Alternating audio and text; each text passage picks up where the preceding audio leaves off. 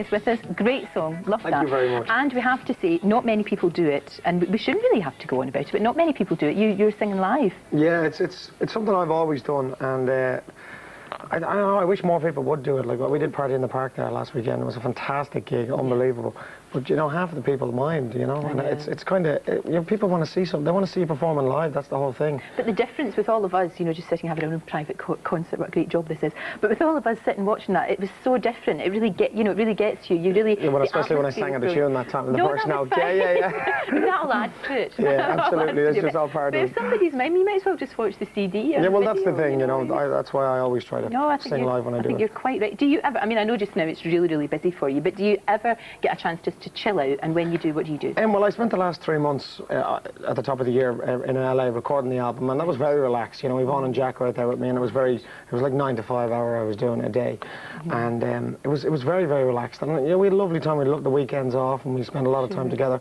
You know, I just like to, you know, just go for a walk. You know, yeah, just do normal things. Just normal things. That's it. You know, listen to music, sitting at home. Can you go out and about though? Do you think absolutely you can? Do you put a hat on or something? Yeah, you do. You keep your head down, you put a hat on. But you know, if you want to bring all this attention around your bodyguards and all that, fine. Yeah.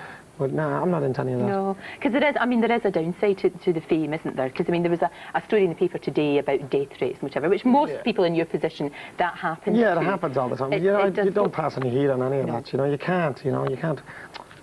Whatever. Just forget. You really have keep to, out of your mind. Yeah. It's the only thing. It's the only way to keep sane. Otherwise, you would live in a I live in a box. Yeah. Which you don't want to do. No, thanks. But you're very protective of your family, aren't you? Yeah, well, like we did a few things in the early days with Jack. Like we did the OK shoot, and the reason we did it basically was just because the photographers were chasing us everywhere, and we got it out of the way once, so we didn't have them. You know, the shots were done, and that was that. But otherwise, yeah, we're very private. You know, we keep it very private. It's important. In a way, I can understand you doing that sort of thing, because, as you say, everybody's going to be standing outside your house waiting for a picture of your baby. Believe me, they were. I'm sure they were. I'm sure they were at the bottom of the garden, like a lot of little pixies at the bottom of your garden. It was unbelievable. Malevolent pixies. Yeah, but then you do that, and you do that. The pictures are out of the way, and also you get lovely photographs of your child. Yeah, exactly. With the nice shots, exactly, of all of us. It's not all you going, you know, the horrible ones that they want to get you for. Yeah, exactly. It's just awful. So what do you, I mean, you'll be working real hard now, but I mean, I keep forgetting you're only 23. A child, a mere child. You've got so much ahead of you, and the thing about it is, I think you will have longevity. Oh, thank you very much. But what other projects would you like to do? I mean, what do you fancy? Well, to be established as a solo artist is the most important thing to me. That's something I want to work on for a long time, I hope, to have many more albums. Boyzone is still we're still working on the Boyzone project, which is great fun. But you know, you never know what's around the corner. Maybe acting or something. Who knows what's going to happen? I can see you doing that though. Oh, I mean, because you sort of act when you're doing videos. Yeah. I mean, I remember the video that you did for Notting Hill, which is a lovely song, absolutely beautiful, beautiful song. I mean, there was acting required there when you were sitting on that bench, if you remember. However we look at this, it's lovely. It's a beautiful, beautiful song. It really is. And I could see you doing movies.